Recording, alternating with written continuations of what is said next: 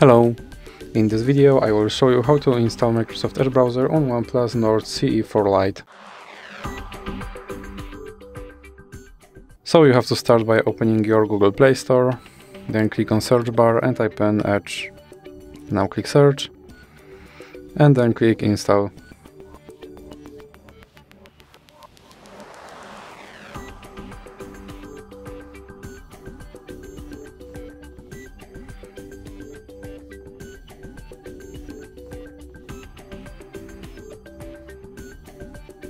Now you can click open.